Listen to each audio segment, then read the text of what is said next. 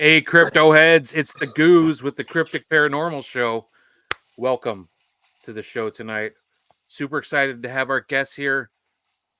But first, let's go see what's up with Heisenberg, man. How you been this week? Heisenberg? Fine. No, I've been all right. Good. Just tired. Any airing of grievances? Any news? Any updates? Or I'm not going to air grievances because I got so many of them. So all right, this is only an hour-long show, so right. But all right, we'll just get into it then, man. Let's As you guys it. can see, yeah, as you guys can see, Denise is not on with us tonight, but she's chilling with her family down in Florida. So hopefully she's down there relaxing and just absorbing being in Florida.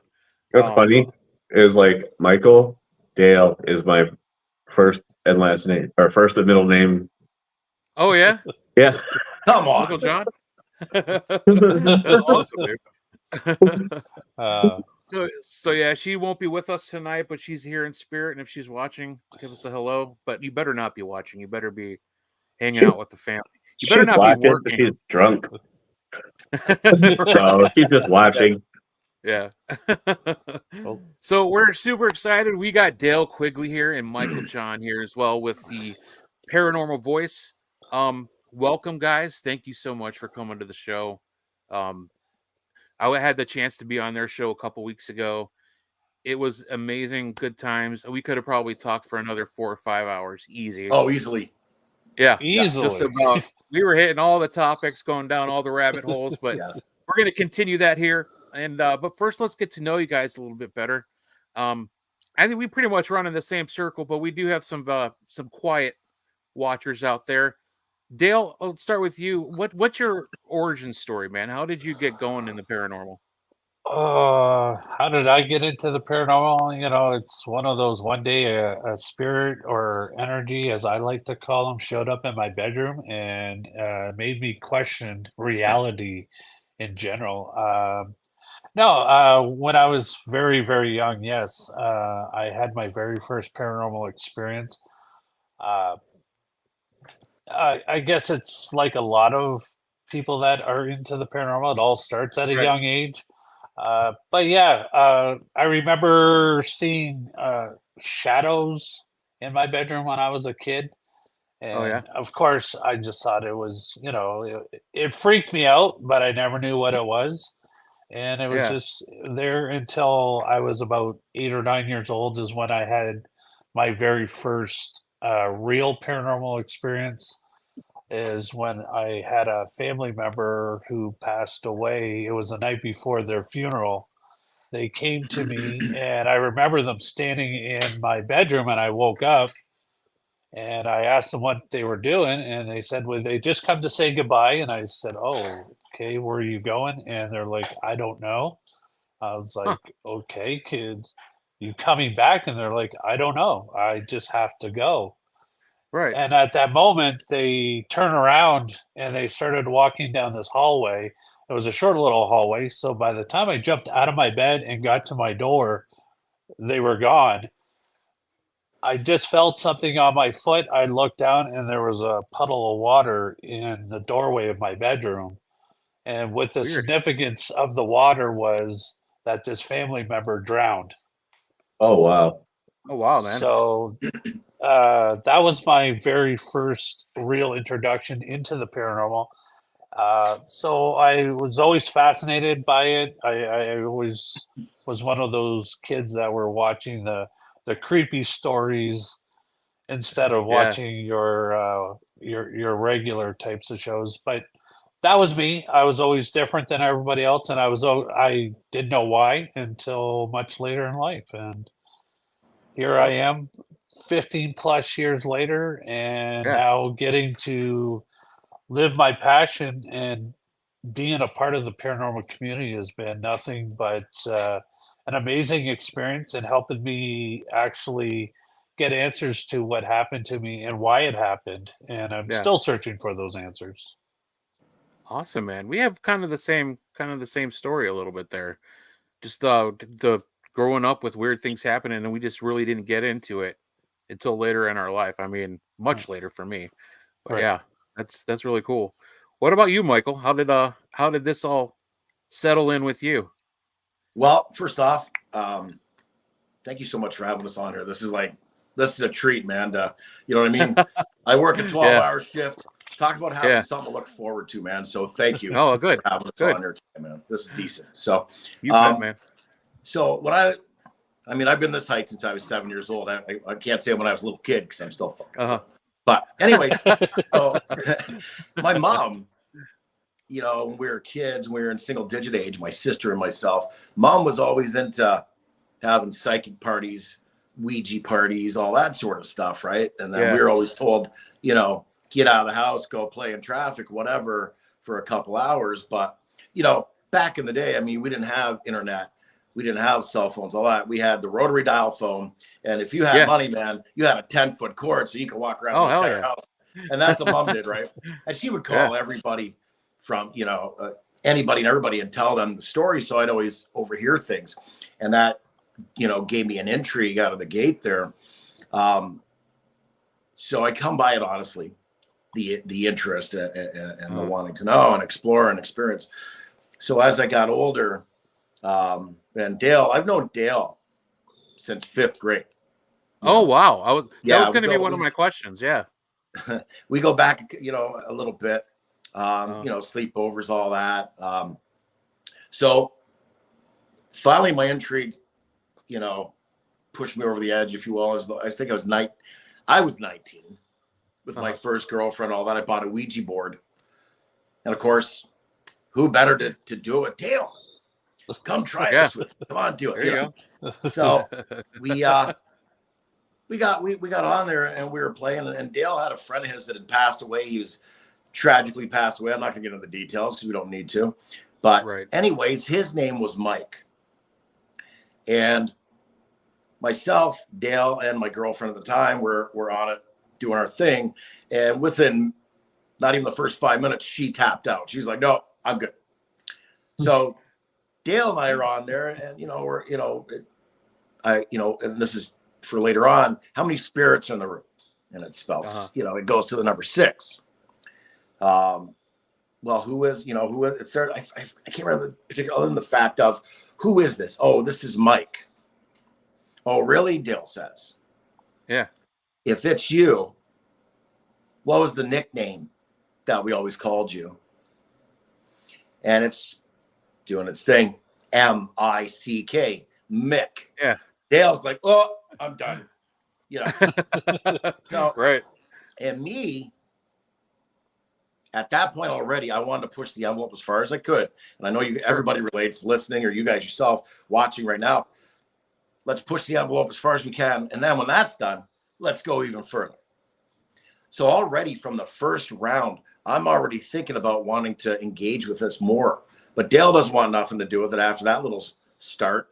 And she was, you know, she definitely hadn't wanted nothing to do with it. So I had another friend who I thought for sure, oh, he's gonna go all the way, this guy. So within 10 minutes, he's taking his crucifix off and throwing it on the planchette. You know, and I was like, no. Yeah.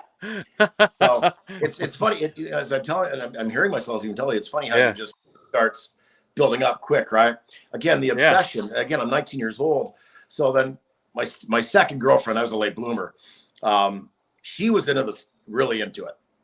So we got going on it, and it got to the point at one point where we were using it. She took her hands off, whatever, and that's when I learned I was able, the planchette would move for me alone.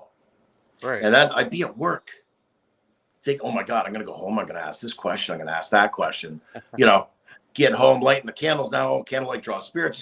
I start, back in the day, you go to a library. So I actually grabbed a couple books. I found some things. Oh, natural light is what draws spirits, etc. So I lit a bunch of candles around me, and I'm sitting there with my legs crossed and all that, going on and on. So sorry, my plane will take off because I love talking about this stuff. But yeah, so that's I got started because of Mom. Carol's her name. Love her to death. She's still a creep, a freak, a weirdo like the rest was here. But because of her and her Ouija parties, her psychic parties and all that, and overhearing stuff, that's what really got me interested into it. Awesome, man. So it's something that you just were raised with, kind of already accepted in your family. That's definitely fair to say, man. Yeah. Yes. Yeah. That's awesome, dude. That'd been a nice thing.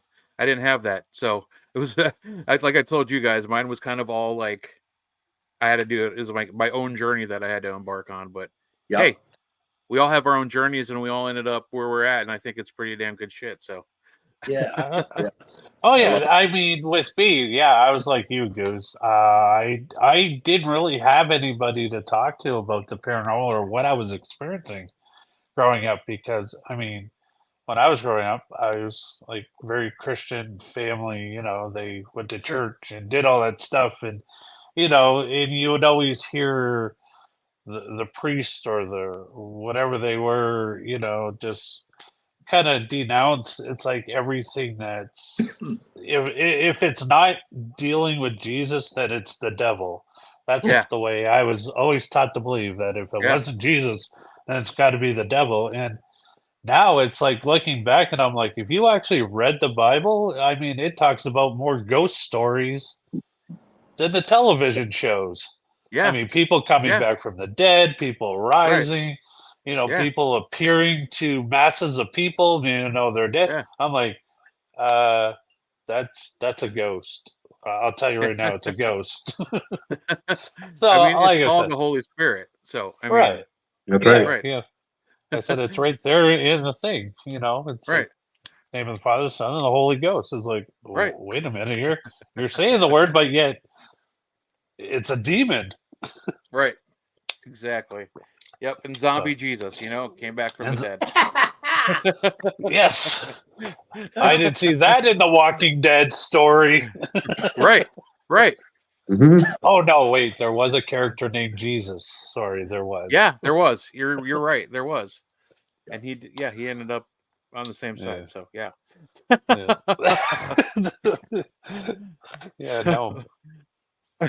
So you guys have known each other for well, like Michael said, a long time.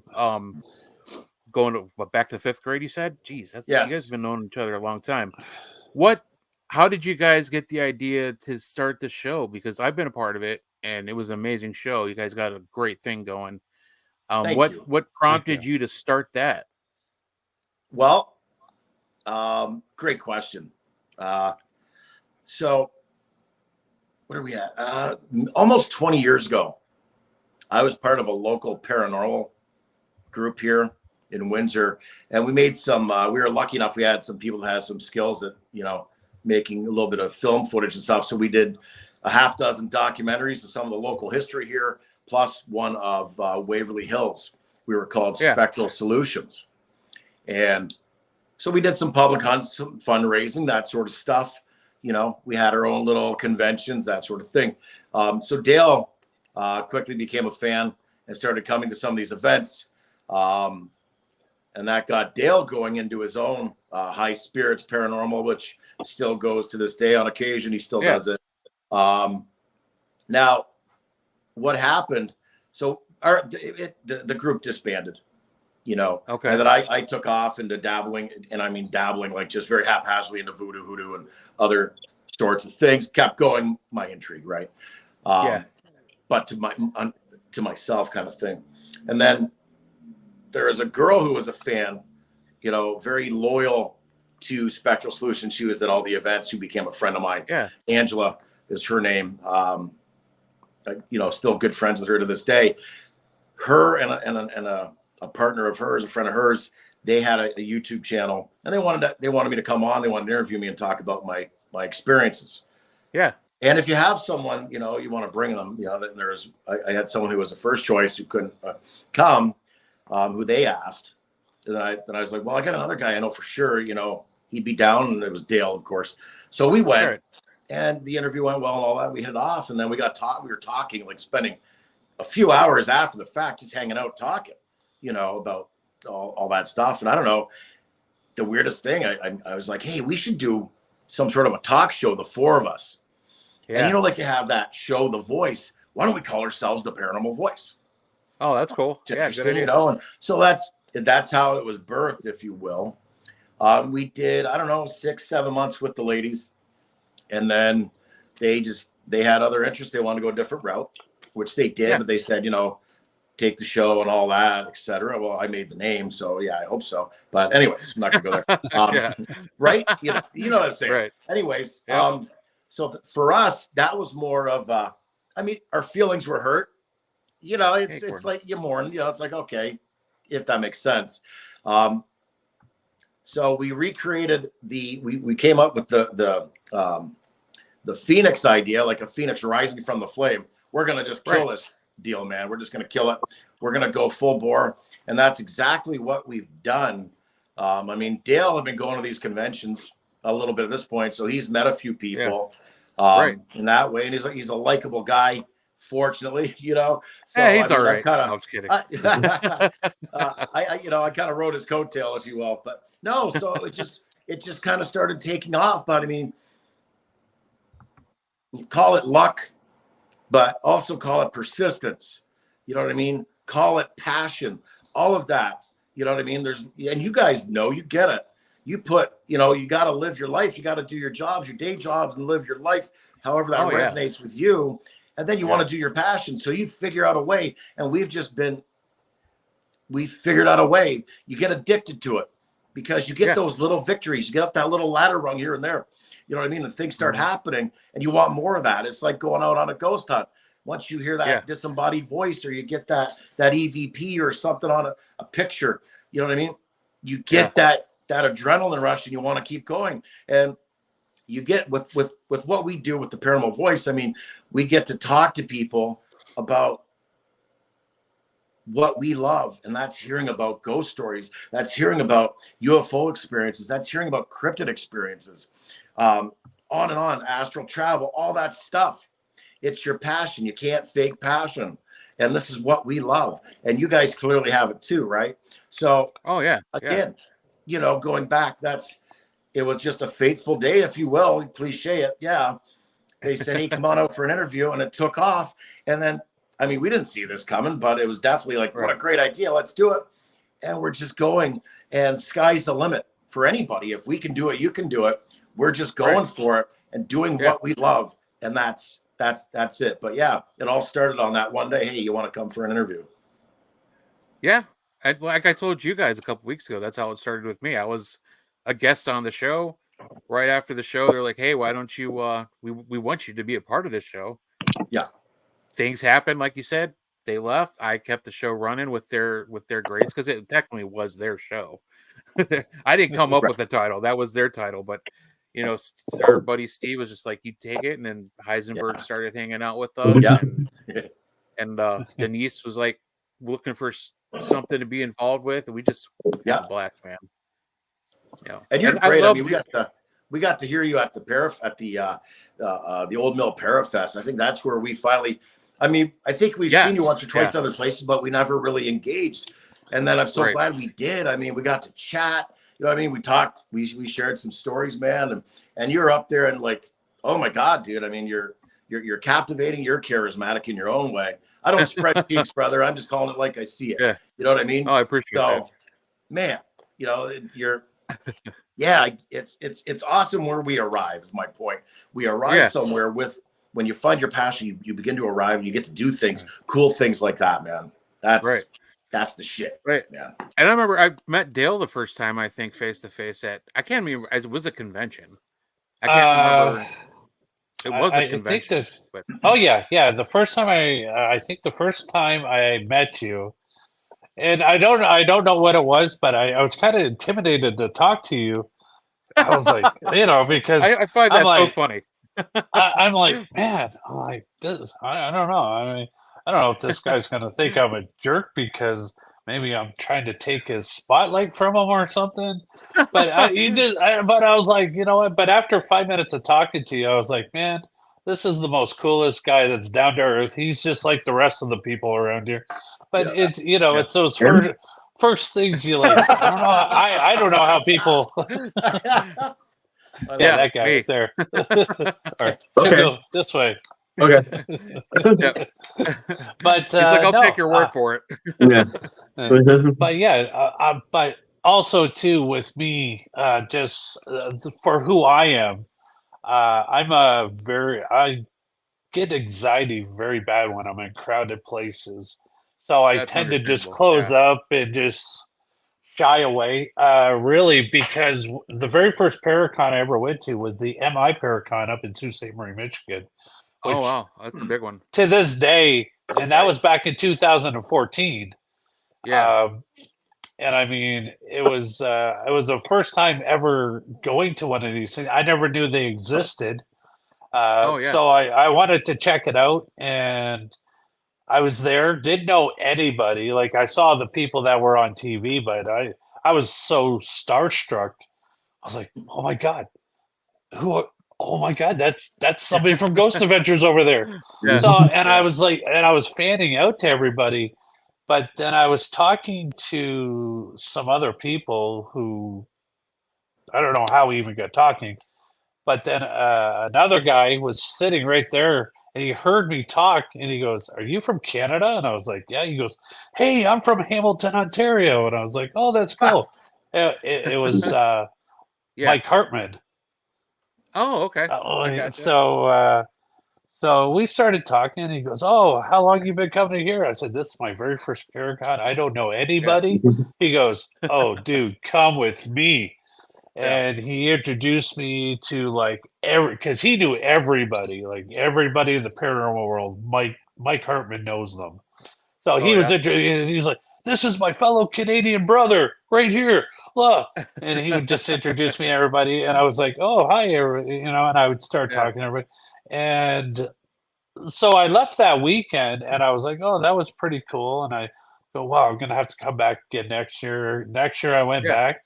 And what blew me away was guys like Jeff Belanger remembered me. And that blew me away. And I'm like, wait a minute. You work on one of the most highly sought after shows, Ghost Adventures, and you remember me, this lonely Canadian guy? He was just so nice, and that blew me away. And I think that's what really got me hooked was, wow, this guy probably meets thousands, if not, millions of people in a year, 365 days. How many people does Jeff Belanger meet? But he remembered me somehow. And I thought that was like the coolest thing in the world, that here I thought this really big para celebrity remembered who I was. And it's pretty cool. I mean, I get starstruck still too. Like, even I've been friends with Andrea Perrin for a while, and even when I see her, it's like, holy crap, that's Andrea. It's like, it's like I've met her at the first Old Mill Parafest that I went to. She was one of the special guests there, and actually Jeff was there too. But I had actually met Jeff earlier, or was the year prior to that because they used to have a big paranormal, the Kent Paranormal Weekend. It was like right next town over. It was an amazing event. I mean, they've had him, they've had George Norrie, Nick Redfern, they've had some great guests. Wow. Yeah. George Norrie, there's one guy I would love to meet. Yeah. Yeah. So it was a great event, and unfortunately though, it just wasn't bringing enough money for them to be able to keep it up. But Jeff was just he was a goofball, man. It was hard not to just gravitate to him and just start joking around with him and talking about weird shit. And it was my first time presenting at a convention, and I was scrambling because I could not figure out how to get my computer hooked up to their system so I could have my PowerPoint presentation going on. And he's like, "Oh, hold on." He's like, he's got this bag full of all these different connectors and shit, and he's like, "Oh, here you go. This is what you need." And he let me use it, and he's like, "Yeah, just he's like giving me all these tips on how to present and make sure I have this and all this kind of stuff. It was really cool. And then when I saw him at Parafest again, we were just goofing around like we've been old buddies forever. And I was taking a picture of my booth because I just like to show people what it looks like, and this is cool. And he walks over and he stands in front of it and poses by it. I'm like, oh, that's sweet. I gotta take that. It's just we had him on the show too, and he ended up singing, pulling out his guitar and singing a song at the end of our show. And I thought it was freaking phenomenal. Oh my god. Yeah. Yeah, no, we had him the first time we had him on the Paranormal Voice. We were with the two girls when we had him on, and he was like, "Would you like me to sing your theme song?" I was like, "Oh, we got to see what this is going to be." He brought out his what does he call it? The didgeridoo. Oh yeah, you brought that out too. Yeah, yeah, you brought that out too. And he's playing on it, and all of a sudden he just comes out and he's like, "It's paranormal." Yeah. It was like the greatest thing I've ever seen. But yeah, no, he's one of those guys that he truly loves what he does, and you could see the passion that he has for the paranormal, and you know, and just how inviting it is to be able to sit down and pick his brain and talk to him. Yeah, you meet him for 5 minutes and he makes you feel like you've known him for like years. Oh yeah, yeah, yeah. So, yeah, he's more than willing to take selfies with people, and sometimes over willing. He's just like, hey, he'll pop in and do the little photo bomb. You know, he's a cool guy. He was one of our favorites, I think. We've but you know, that's a good question too. Like, I mean, I know we all, like, you guys are the same as us. We appreciate every guest that we have on. There's no one better. But was there one that you can remember that you were like super excited to have on? Like for me, I'm just saying, if we had Josh Gates on, because everybody knows I'm a big Josh Gates fan. Like that would just be it. I mean, I could retire and be like, you know, that's cool. I mean, I love all my guests equally, but is there like a guest that you guys have had on, or like that guest you would love just to have on? You know what I mean? Like, is it a bucket list guest? Wow. Is his name the Goose, right? Yeah, we were so excited that we landed the Goose. That was like, I mean, wow. Schedule, I mean, that was like 2 years in the making for us, was to get that guy to finally convince him. And I don't know how much chocolate I had to feed him to do it. No. So much I gotta have an operation next week. No, I'm just kidding. Yeah, sorry about that, brother. No, but you know, for me personally, I'll let Michael think about his dream. I think for me, having Andrea as our debut guest when we first started this, and we were launching on another network. First time we ever did live, because the show really started out as a pre-tape. We would go in and we pre-tape, and then we would edit the videos, and then we would launch them like every Saturday or something like that.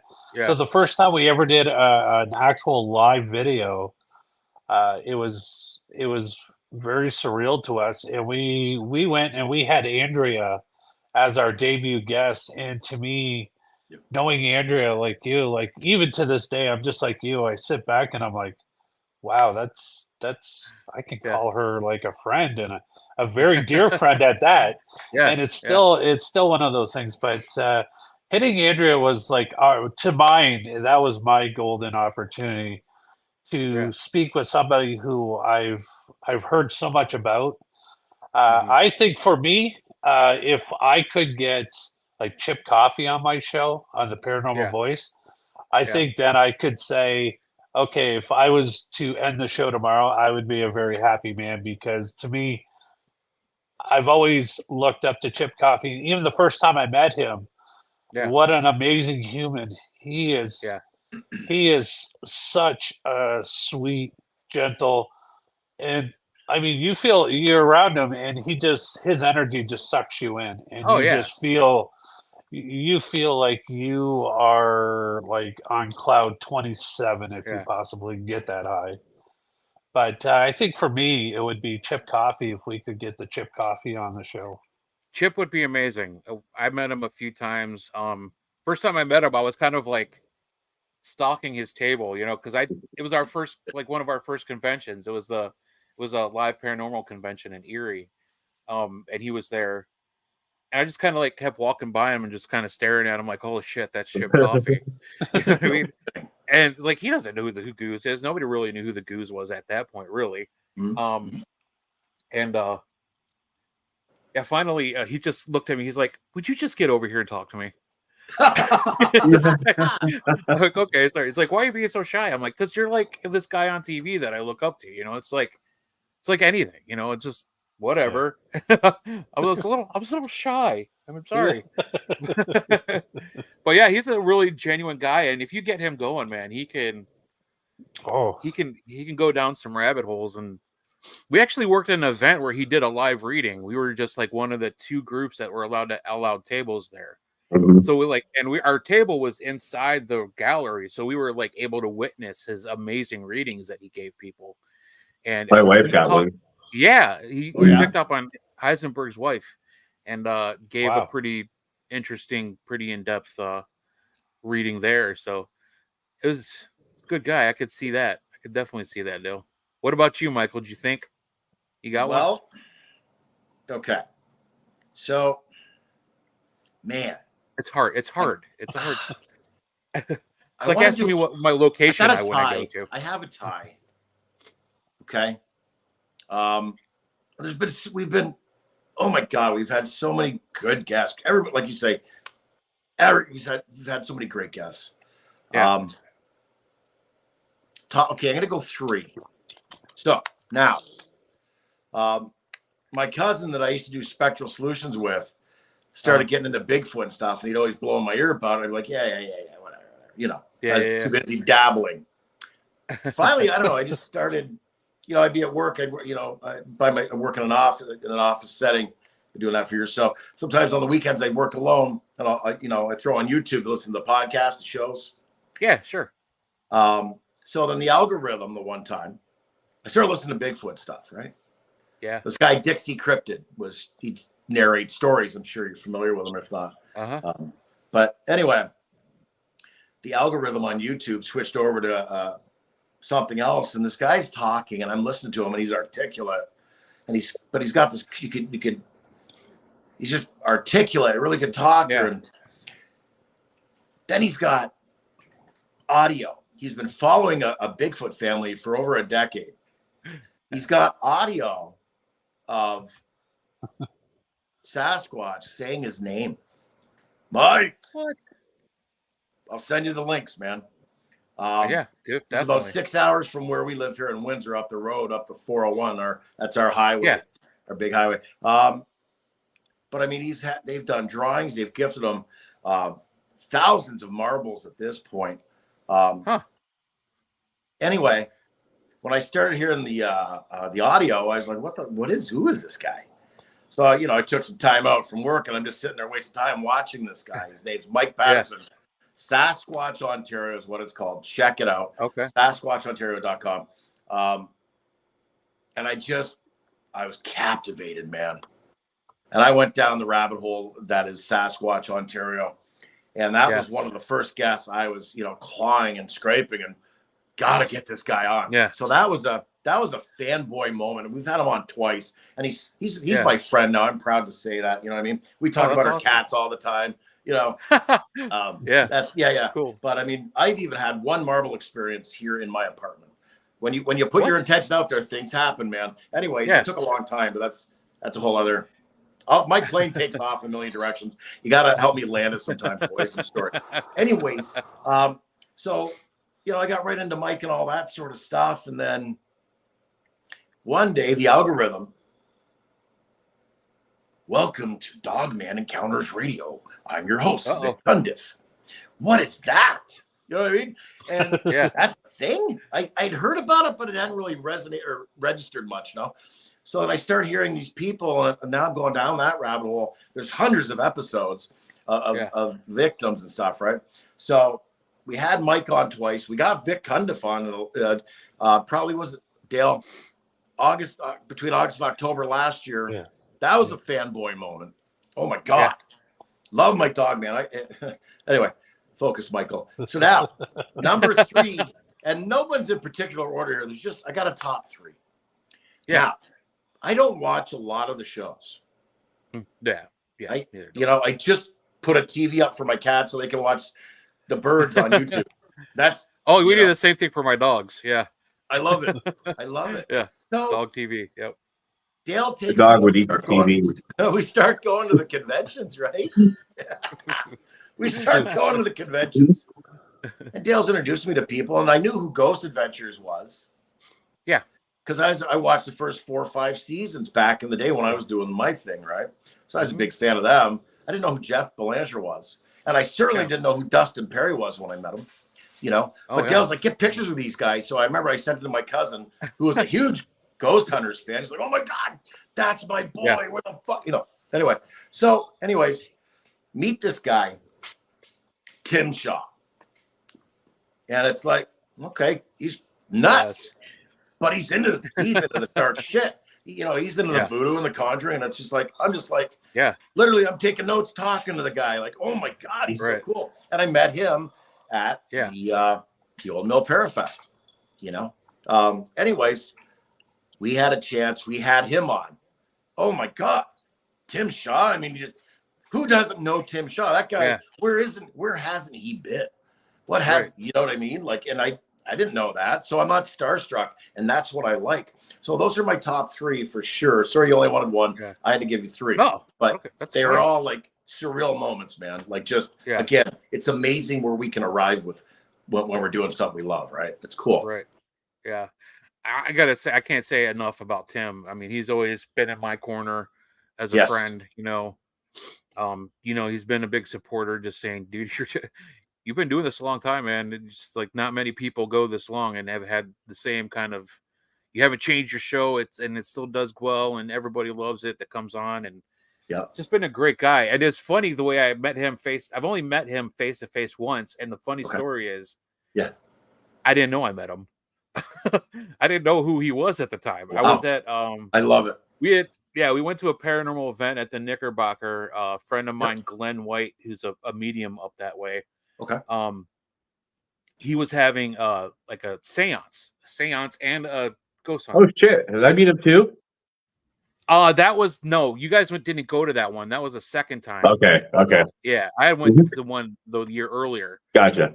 And he was sitting there next to me the whole time, and I didn't even realize it was him until like months and months later when we became friends on Facebook. Yeah. But it's just interesting. But he's like, we had him on the show once, and it's just like you ask him a question and he just rolls for an hour, and it's like perfect. You just learn so much from the guy.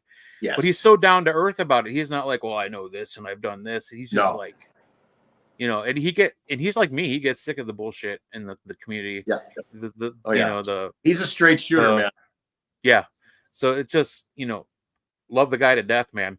And I got to stop calling him the Rev. I saw his post earlier where he's like, why don't I call myself Forever and early? Yeah. It's not your thing.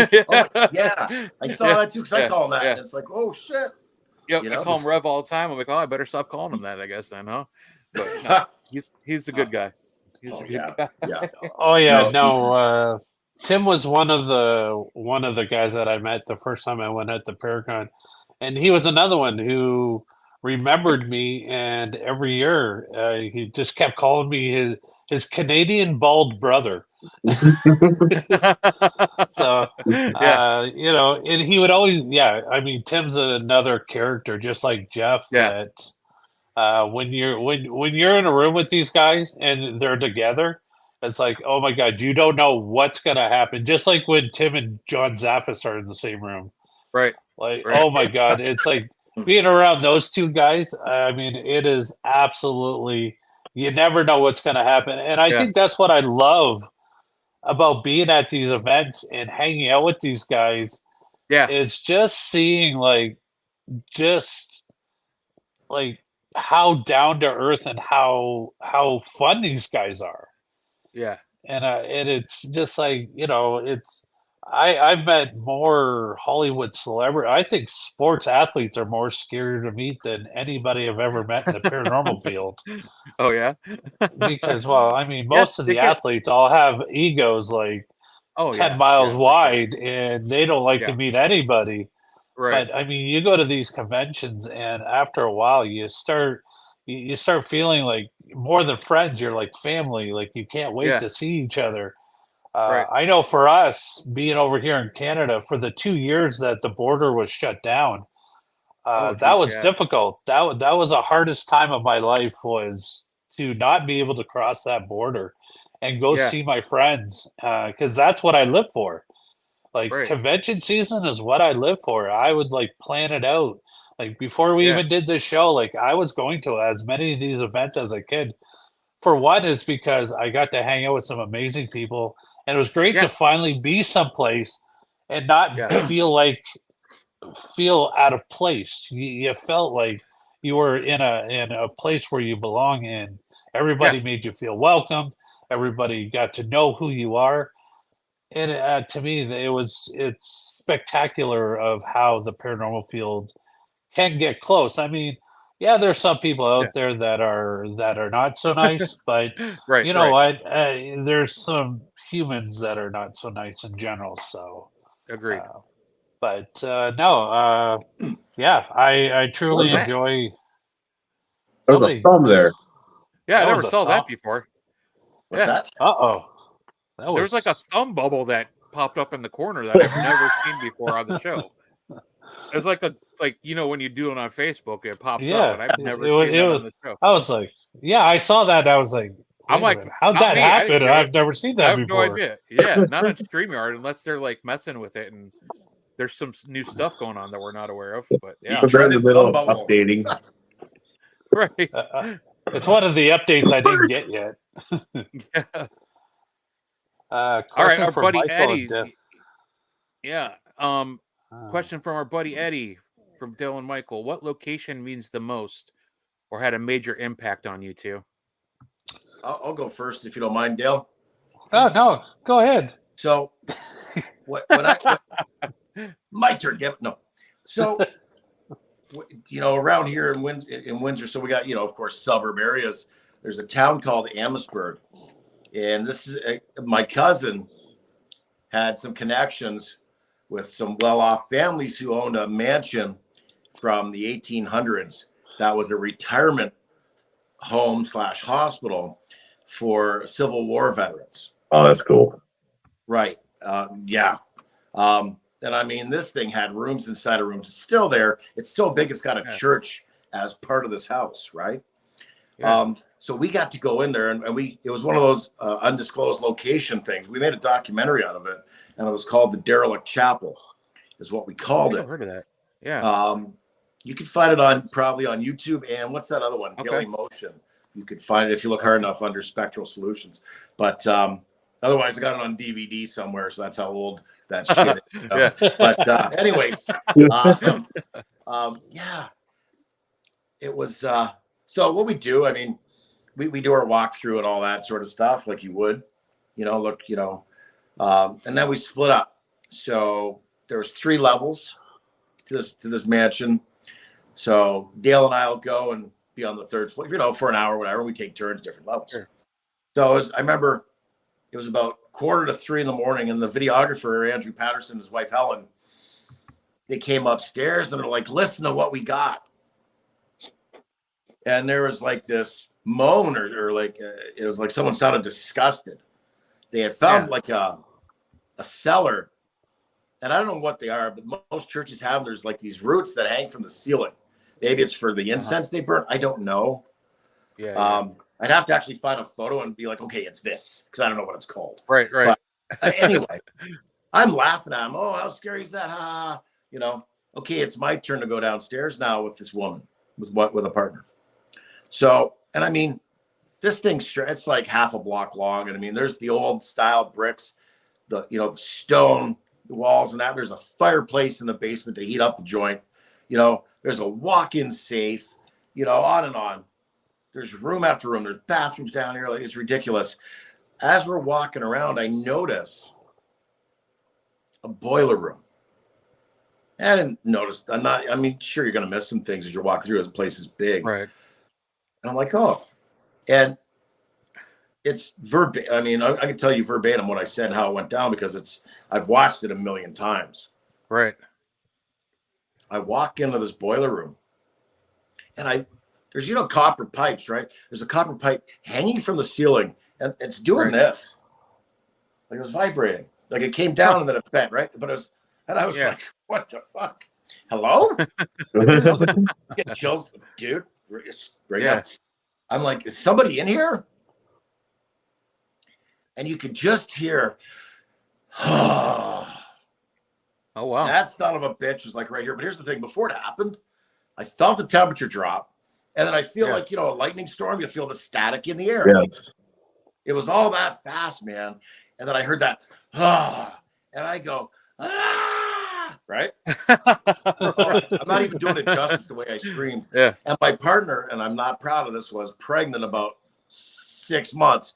I pushed her out of the way, man. And I got bad knees. Oh, God, yeah. I'm such a jerk. I got bad knees, man. And I'm running for my life. It's so pathetic. It's so slow. And I'm screaming and running. Because my cousin had night vision set up everywhere. So he's got the whole shot. You know what I mean? And he used the audio from our recorders. And Andrew lined it up. But, so that was definitely, for me, my most compelling, my most memorable, to answer that gentleman's question, experience in a haunted location. I've had many others, but I mean, that was probably the first one that made me go, holy shit. And all of us after, we went back there again, and every one of us all shared at some point, because we'd have a weekly meeting. We'd dream about being at that house again. That house grabbed you, you know what I mean? Yeah. Yeah. Absolutely. All right, Dale, your turn. Oh, my turn. Well, my most memorable experience investigating would have been my Hinsdale experience. Nice. Went there with a group of very close friends. Went to the Hinsdale house, and the whole time since I arrived in Hinsdale, New York, we were sitting at this hotel that looks like the Bates Motel with the creepy guy that lived in the corner unit. Yeah. Who looked like the love child of Charles Manson. You'd be like, nope. I mean, the funny thing, is like every time we were outside, he would come outside and he'd sit in this chair and he would just rock back and forth, and then he would just look at, and he had this stupid laugh. He was like, he. Was he just laughing by himself? Yeah. He was looking at us and laughing. I'm Dude, like, I would have got the fuck out of there. This is how horror movies start. Yes. Right. Oh shit, dude. I would have been like, see ya, I'm gonna go sleep in the car. I don't even care. I'll take that chance. Yeah. I mean, I think sleeping inside the Hinsdale house would have been less creepier. Right. But no. So, but the whole time I was there, and the night before we went up to the Hinsdale house, I kept getting a really dark voice saying, "You better not come here. You better not come here." And I was like, yeah, whatever, kind of ignored all the signs. So we were, so we went up to the Hinsdale house, and once again, the drive all the way up to the Hinsdale house. Don't come here. Don't effing come here. I pulled in. Everybody, we all met in our circle. We all did our protection stuff and everything. Yeah. Dan Clash showed up, and cool. Dan unlocked the door, and my buddy Brad that was with us, him and Brad walked right through the door. I went to walk in, and it was like I walked into a brick wall. It was like I felt something just hit me so hard in the center of my chest. It knocked me back a couple of feet on the porch, and everybody said, like, I looked like I just went as white as a ghost. I just turned around and I went and sat back in my car because I was like trying to figure out what happened. Sure. And I lifted up my shirt, and there was a handprint on my chest. Oh, no shit. Wow. So I was like, okay. So one of the other investigators came in, he goes, "You okay?" And I told him what happened. He goes, all right, we're gonna have to layer this, put a really strong protection, because obviously it's already being active. And as soon as did that, regrounded myself, did everything I needed to do, got in, got my equipment. This time I was able to make it to the door, but the second I walked through the door, the energy in that house was so heavy and dark that I was like, man, this does not want me here. But I'm like, okay, let's do this. Let's figure this out. We started pulling out our equipment, getting it all set up, testing and stuff like that. Dan was talking to us. Now, I know it's probably not there now, or if it still is. It used to be a glass cabinet that was in the kitchen, and it displayed some of the exorcism tools that were used on the very first exorcism of the house. There was a doll that belonged to the little girl that lived in the house. And there were some other artifacts. So I just brought my K2 meter out and I just put it right on top of the glass, and it just started going nuts. And I was like, oh. And I'm trying to look around. I'm like, okay, what's going on here? Is it taking out like somewhere else? Yeah. Dan's like, it's equipment's never done that before. So we had like 2 different styles of K2 meters, and we had another device. I can't remember what it is, but the temperature inside this case was very cold, and you put your hand in there, and it was cold in there. So it was freaky. So we did this whole investigation, went through it the night. I kept feeling uneasy the whole night. Got back to my room, and I felt like something was in my room with me, and I was probably like, that guy. At this point, I probably took the guy over what was going on in my room. Right. So, anyways, so we were supposed to be there for 2 nights, and I just could not go through with the second night, and so I left. They all stayed. I left. I came home. Immediately, as soon as I got home, I kept having visions of being called back to the house, kind of like what Michael experienced with his location. But I kept seeing flashes of the house, and it got to like that, and it was for like 3 days. I was walking around, and it was like everything I was doing looked like I was looking at my life through a point of view video camera. Like I was talking, but it was like I was watching a video of me talk. Whatever I was doing, it didn't feel like I was doing it. It was like I was watching a video of myself doing all this stuff. So after the 3rd day, I just couldn't take it anymore. I woke up, like, because this is like practically 3 days without sleep. And I messaged a really good friend of mine, actually Suzanne Smith. Okay. Reached out to her, said, "Hey, this is what's going on with me," and I typed it all out and put the phone down, and just I think within like a few minutes, I get a message from her, and the message is, "Call me now," and I'm like, that can't be good. You know, it's kind of like your doctor's office telling you to call right away. So I was like, okay. So I called her, and she's like, "Oh yeah, you got something really nasty attached to you." Oh boy. So I was like, okay, and it started to make sense why my depression and my anxiety was like an overload since I left the Hinsdale house. So yeah, it was. It messed me up really bad. It took me a very long time to even talk about my experience there without the fear of it coming back at me. Wow. But yeah, it was an investigation that truly messed me up. I swore up and down I would never go back to that place. But talking to Dan over the last few years, like this is 2018.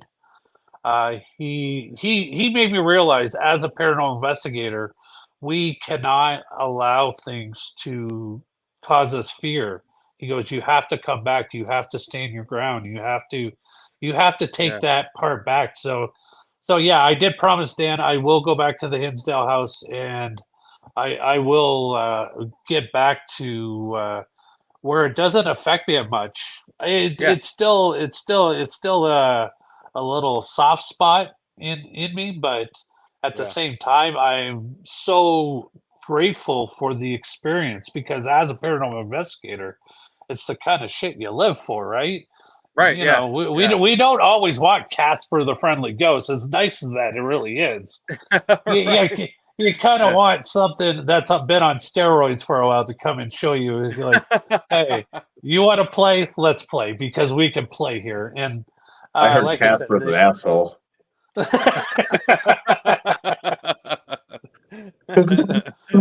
Always fucking so cheerful. Fucking Yeah. Yeah. Why is he so happy he's been dead? Yeah, don't fall for it.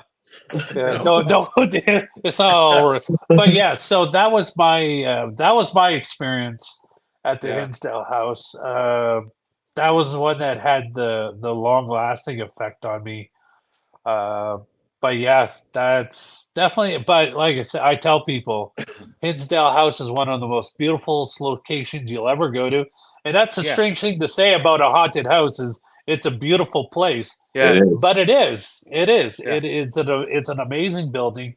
Dan Class has done a phenomenal job of bringing that building back to almost original. Yes. The way that it looked when it was first built. I mean, kudos to that man for saving the property to begin with, because that should have been destroyed.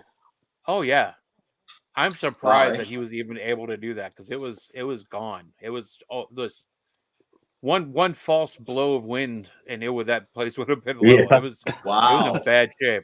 Like the pictures that show it is like. Oh yeah. Yeah. Yeah, a friend of mine that was actually was invested, Glenn White, actually, who I mentioned, and another friend of mine, Kat, who live up in upstate New York. They went there quite a bit before Daniel bought that place, and they were like, people should not go there. There's besides the building itself being extremely dangerous, like they were talking about basically what happened to you, Dale. Just something going on there that just is not good. So Heisenberg and our team went there. Dark Alley went there. We didn't really have any experiences to write home about. We had stuff, but nothing as drastic as a lot of people have. But knowing Daniel and talking to Daniel and other people that have gone there, it's kind of one of those houses that's just hit or miss. It's just like it could be like off the chain, like active and in your face, and all kinds of things thrown at you. And but then some nights it feels like it's home. It's just like super comfortable, and it's I know people that can go in there and just spend the night like no issues. But the creepiest thing I think we did there was I walked down that driveway to that road at night. I thought my buddy Heisenberg was a goner. Because it was like it was like a flashlight. It was getting dark, and our friend was lost because it was starting to get extremely foggy. So he got the great idea to just start wandering down that dirt road trying to find her, to guide her up there. And it was just so weird because I'm like watching this fog roll in like slow motion, and just him disappearing into it, and I'm like, he's never coming back. This is the last time I'm ever going to see. It was like getting so Silent Hill up there. It was off the chain ridiculous, but we and also then I drove up there with Julia, like, hey, what's up, asshole? Yeah, like, you fucking bitch. I thought you were dead. Yeah. So it just, but we also had a lot of people like just showing up and taking pictures of the place. I've never been to a location like that where there was so much just. We had like 5 or 6 people, like just random, like drive up and like even with all our cars there, they didn't even give a shit. They were just gonna like walk around and take pictures, and it's like, wow. And they take off when you see us. Yeah, it was so funny too, because our buddy Trent, one of our teammates, he had one of those really super high powered military grade flashlights that you could like bounce off the moon. he would shine it out there on their cars, and you just hear the. And like to back up and just fly out of there. But yeah, it was a good time. It's one of those places I definitely got to back. I know Denise has a lot of stories that. And I it's like definitely want to go back. Definitely. And like you, Dale, she didn't have a horrible experience, but she was definitely creeped out. But she keeps like feeling like she has to go back there, like something's calling her back. Like And same when we had Bree on the show. And same way, she was just there, I think, like a day or two ago or last weekend or something. But I think you're right. I think the only place that did that to me besides Madison has been Prospect Place. Yeah, Prospect Place was where it was just like in my head the whole yeah. Wow. So we got one question that looks like it's a little deep. Then we're gonna wrap up with some whatever you guys got going on. Okay. All right. So let's get into this real quick. Oh wait, that's not even the question. That's just a comment about his experience at Hinsdale. Hold on a second. There I we was gonna say, go. what That's question better. are you talking about? He wants to know, what do you think we're actually interacting with? Do you believe that it's an energy left over from the deceased, energy personifying, itself with names from the past, a dimensional time overlap, or something else? What brings you to that conclusion? That's a deep That's a question. story problem. Train one left at 4:00 in the afternoon with 5 passengers. Now, are we just talking about the Hinsdale house or just paranormal in Just in general? general. I just think, like, what's your general thought on that? I'll put it back up My too if you general need to thought reread it. is, no, we are all energy. I mean, our bodies are our energy is just housed in a meat suit. So I Yeah. kind of look at us as like we're all Venom characters. Our energies are our symbiotes, and we're just Yeah. it just needs something to house its body with. But no, we are all energy, and then when we pass, our energy, I believe, my opinion is, it can either stay here and continue on doing whatever it wants to do, or it'll go over to the other side. I don't know if you believe in. I don't really think that there's a heaven or a hell. I just believe that our energy just goes on to some other plane or some other dimension. Yeah. And we just continue doing what we do, but just in a different form. Yeah. James, how you doing, buddy? God, I miss that guy. James is a good guy. We've had him on the show a we long had him time on the ago. show too. I Yeah. met him for the first time at Pottergraphs, and he's an awesome guy. We're gonna have him back on the show. I've already been talking to him about that. Oh, and then we that's got awesome. Joe, Yeah. our buddy Joe Pieri. He wants to know where do you guys get all the energy to do those live shows. Love Joe. But I want to get your take on that, Michael. What are you feeling when you talk? Okay, interact? What do you think it is? All right. So, okay, I'm gonna tell a bit of a story. So, my father passed away when I was 25 years old, and I really wanted to communicate. I started. I was struggling with the morning phase and all that. Then I heard a psychic named Sylvia Brown on TV. By chance one day, when you talk to them, they hear you. Yeah. And I was like, oh my God. Okay. She's like, yeah, just talk like you're talking to anybody, as if they're right there. Okay. So back in the day, I believed in God. I'm a little different nowadays, but I would pray before I go to bed. But then I asked my father 2 questions all the time. I did it for a few months and I tapped out on it, forgot about it, whatever. And then of all things, my brother-in-law one day, he's like, Michael, you might think I'm crazy. I'm going to tell you about a dream I had. And you might think I'm crazy when I'm done, but I really feel I got to tell you about it. So I was like, okay. So in his dream, he goes into this empty room. There's a bingo table in the middle of the room. And it's got one of those old style answering machines with the recorder, the tape in it. Yeah. And it's got a number 1 that's flashing the number 1. So he goes over, hits play.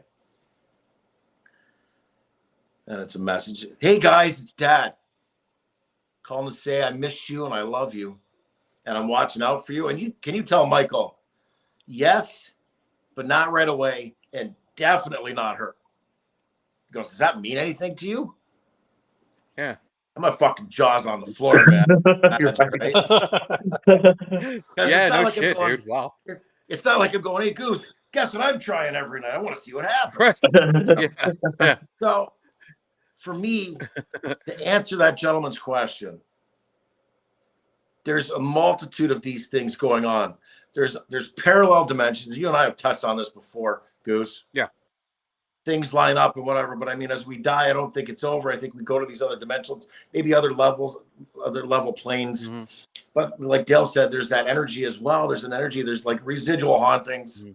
It's just the thing that repeats. But also the energy of whatever's left here, whatever's still here that loved this place, that loved you, the animals that loved us or that we loved, there's that energy there. It's all a matter of one. It all resonates together as one thing going on.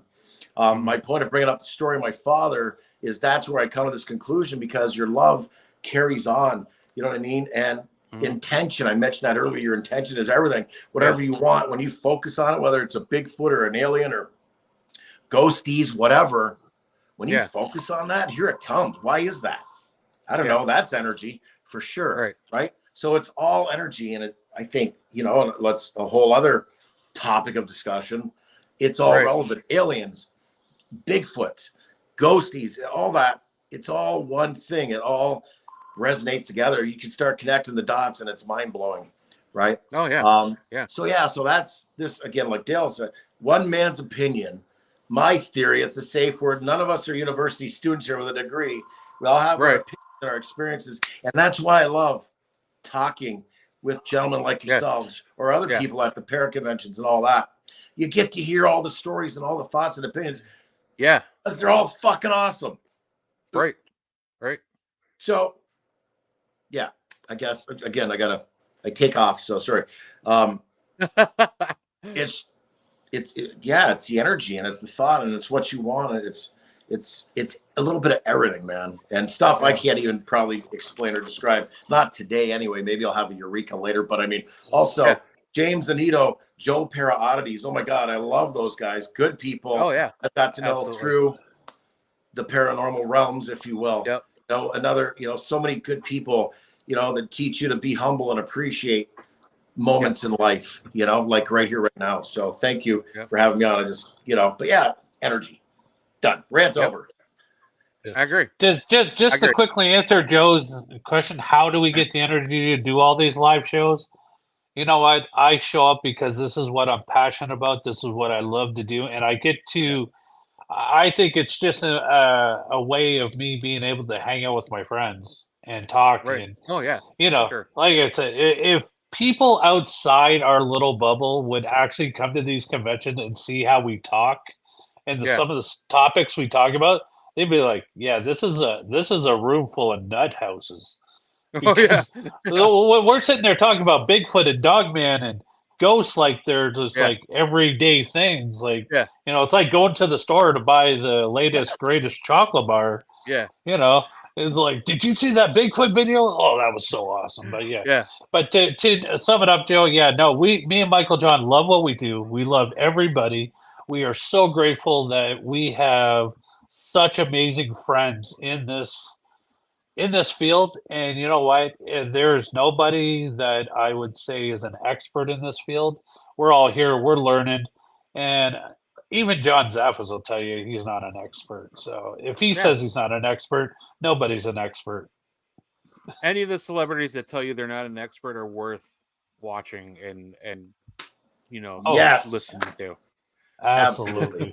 I love I had the same conversation kind of when I had oh my God, the pinnacle of my existence in the paranormal, being a guest on Andrea's show.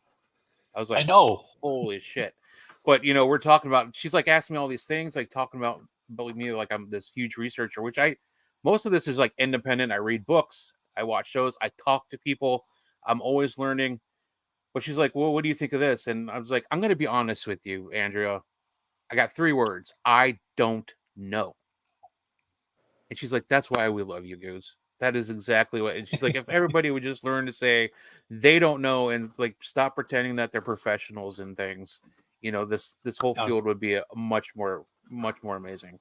But my episode with Andrea was just a cry fest for me. Oh yeah. Don't go back and watch the show because you know what? I think every time me and Andrea are together, we cry because her energy is so amazing. I just call her the paranormal sweetheart. You cannot love Andrea, and anybody who says that they don't, they're freaking lying. They're lying. Or they're just assholes. That's one final question. Yes, one question from Eddie. Have you ever been to Madison Seminary? I can honestly say I have not. I don't even know where it is. I've never heard of it. I'd love to go. Yeah, you know what? Maybe it's we could do something. We could collab because it's a place that we go to all the time. Yep. Denise you know, she lives like right down the street from this place. It's a place that is like something that I hold. Heisenberg and I both hold it dear to our hearts because we've had so many experiences there. Okay. It was one of the first places him and I actually investigated as a team together. And you know, it's Madison Seminary. It's in Lake County. It's in Madison, Ohio, Lake County, Ohio, right by Lake Erie. Probably I don't know how much far that would be. Probably several hours for you guys, but if you guys ever want to go out there. Ohio, well, OSR is about 3 hours away from me, so okay, because you're like right on the other side of like Detroit. If you're like in Windsor area, right? I could throw. I could stand out on my balcony right now, throw a rock, and hit Detroit. Oh, okay. Well, there you go. So you're not that far. Probably about 3-4 hours. I think you should go ahead and do that too. By the way. What? No, I'm afraid I'll get shot. I'll throw a rock. They'll just throw bullets back at me. You know? Well, yeah. Let's us Canadians keep that in mind guns. and talk about that, because one thing we would like to start doing is having our shows like collab with other shows and doing like live stream investigations and stuff like that. So sky's the limit. Come up with some ideas, do something cool, something innovative. Yeah. Oh yeah, no, I love that idea. Being at a location with other shows and just everybody do their live thing and just see what everybody gets. That's why I like Bree so much. I mean, my girl, that girl is freaking killing it. You know, talking about having energy, she's at somewhere different almost every day, and and she's like in the midst of moving, and she's got so many things going on. It's like I'd like get dizzy and like tired just watching her posts. My theory is she's part vampire. That's why she doesn't sleep. Hey, God bless her. God bless her, because she's doing shit. Don't say that if she's part vampire. What's that? Oh yeah, don't do that. well, she's got to be what do they call them through Blade daywalkers, because I've seen her out in the daylight. So so it's not only at night do we get to see her; she does come out during the day. So she's got to be a daywalker as well. Man. That girl's like when I saw her when she came up to Old Mill Parafest, she was like, I mean, she was barely awake. That she just shows up from Indiana. I mean, she's nuts. She's nuts, and we love her in the best of ways. No, like I said, that girl is. From the moment I met her at Palmyra, up in Palmyra, New York. Okay. We were doing an investigation at the Palmyra Museum. Yeah. A fascinating place. If you've never been there, absolutely amazing building. That's where I first met Bree, and she was like that. And I was like, wow, how's this girl freaking this bubbly? And the whole night, it was like, is she gonna calm down anytime soon? But I just, but no, it was amazing. She did her thing, and I was like, wow. And that just struck me. And then when she started doing her paranormal road trip and gimmick, I was like, now that is great. That is, but God bless anybody who is out there doing what they love to do. That's what I say, and that's what me and Michael John have done. Me and Michael John have taken this show. We're out there. We're at all these conventions. We're doing things. And you know what? I love every minute of it because we're out there. We're doing what we love to do. And that's being a part of the paranormal community. Really lucky. So that's my thing is, just get out there and do what you love to do, no matter what it is. Exactly. Yeah.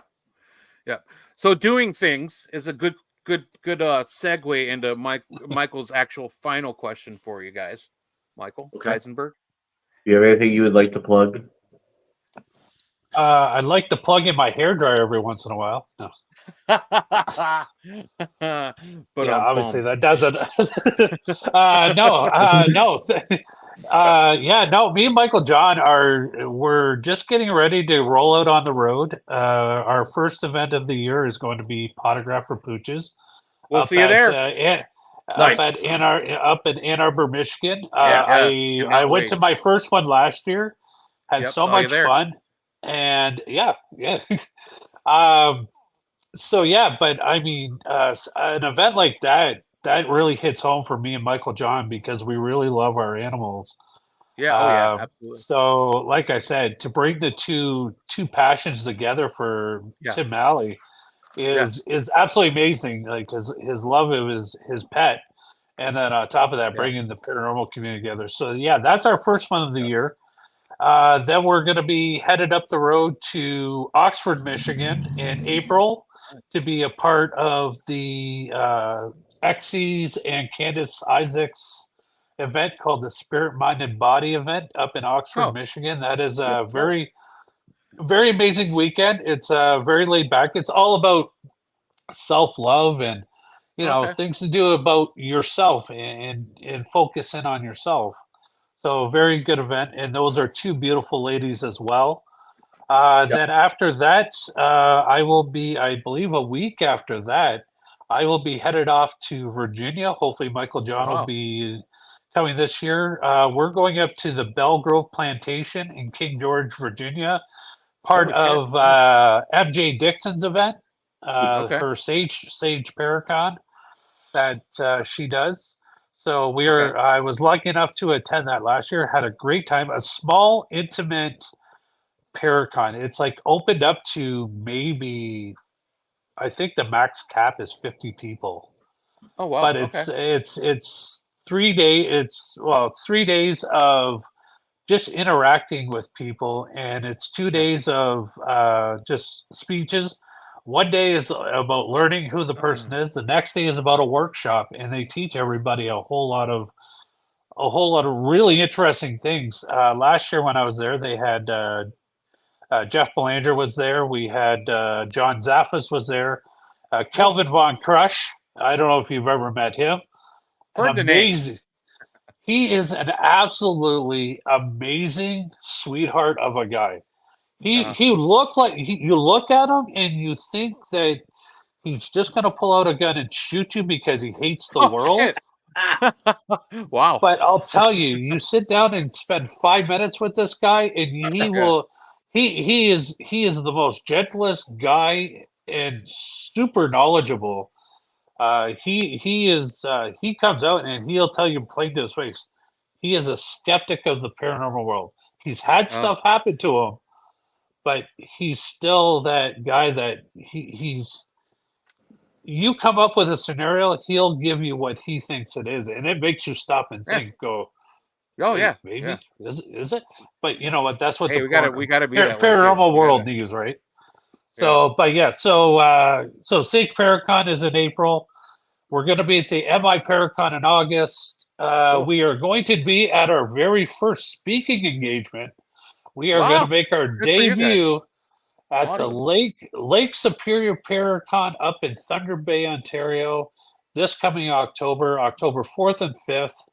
So anybody who is up that way, or anybody who wants to show love and support for some amazing people, Gail and Kim Willis, Lucky Paranormal, they're the ones putting on this event, and they're going to bring us up there to do our very first speaking engagement. I know Shane Pittman is there and Jeff Belanger is there. So I hope Jeff will take us under his wing like he did with you and give us some presentation tips. Yes. Yeah. But just let it flow, man. That's all I can say. Just let it flow. I don't go prepared. I just go up and talk and see what happens, you know? Okay. That's kind of my mindset is I'm trying to think of it like we're going to go do this live, like a live show. That's exactly. But the only difference is instead of staring at my screen, I'm going to be staring at faces. At least I hope somebody will show up to listen to us talk. Not me. But yeah. So I mean, we're always adding new dates. There's always new things that are happening with us. So far, we will be there. I know personally, I'm looking forward to going back to OSR, the Parapsychon event in May. Yeah. I did not get a table this year because you know what? I don't think I would be able to sit at my table at that event because I'd just it's hard. It's hard. Wandering around and check everybody out and talk to everybody. So but yeah, you'll always find us everywhere. But most of all, you can find us on our YouTube channel, our Facebook page, and over on KGRA Digital Media. Just go over there. You can find us on all platforms. Podcast platforms. Yeah, I think that's about it. I'll shut up now so Michael John can get in a word. You covered it all, brother. You got it all, man. You got it all for sure. I did a little thing here. I'll do a harmless plug, I guess. When was that? So last summer, a dream came true for myself. It was 10 years in the making. I became a published author through Amazon. Awesome. And it's just my personal paranormal experiences over almost about 30 years. I mentioned the story about my father and a few other instances with him around. I mean, a week doesn't go by I don't dream about him at least once anymore. It is what it is, you know. But yeah, and I'm working on a second book right now, which will be awesome, Michael John's Paranormal Ghost Stories Part 2. Yeah. You know, so there's a story about the old mill. If you remember, I heard that. Did you hear that story when I was in the bathroom and I heard that whisper? Yeah, I did. Okay, yeah. So I mean, that's one of the chapters anyway. But yeah, I mean, we've done with, you know, doing what we're doing. A lot of dreams are coming true, and that was just one of the, you know, getting published as an author. Now we get to do a speaking engagement. Just again, you know, little victories here and there, you know, and then you get friends, you know, like you guys, you know, you're encouraging, we encourage each other, and you know what I mean, we're supporting each other, and that goes a long way. It really does, you know what I mean? And that's how, you know, it's just, I guess that's why I love it so much, you know, because of the camaraderie, you know, and the friendships that develop, you know. So a lot of cool things. But yeah, I think Dale pretty well nailed it. I mean, we're getting out there. You know, as Tim Shaw, you know, hashtag show up. That's a big thing. Yeah. Show up, man. That's 90% of it, right? Just show up. Yep. Show up. Cool deal, guys. Thank you guys so much for being on. It was a great show. And again, kind of one of those things where I feel like it's just not enough time. So we'll have to do this dance again sometime and would love to get into more weird shit. Yes, please. Yes. Oh, I mean, no. Yeah, no. Once again, thank you so much for considering us, bringing us onto your show. Like I said, your show is one that I followed for a very long time. And when we got into the podcast world, I was like, "Oh, this is cool! I could be like the Goose and the Tim Shaws out there." You know, no, you know what? It's one of these things that I never thought I would be. I always thought I was too shy to do a podcast, to be out there, to throw myself out there like this. But now I find it's an adrenaline rush every time we have a new guest or a new show or we're doing something. It's like I look so forward to it. So yeah, it gives me something to look forward to. So no, thank you to everybody who supports us and loves us, and absolutely, it helped us along the way. Like I said, so amazing opportunities have come between me and Michael John, doing what we do and doing what we love to do, and being able to hang out with the Goose and Heisenberg. You know, like this is I could die tomorrow and my day will be complete. Well, geez, thanks, man. Well, we love you guys. Thank you so much for being on. Everybody out there, we love you. My crypto heads, thank you so much for supporting us every week. And just so you know, I have surgery next Wednesday, so the show will not be on Thursday. But then we'll be back with bells on the following week. But since Denise isn't here, I'll do the sign off. Don't be an asshole, guys. Don't be an asshole. All right. We love you guys. We will spook you later, crypto heads. Have a great weekend. Bye. Bye.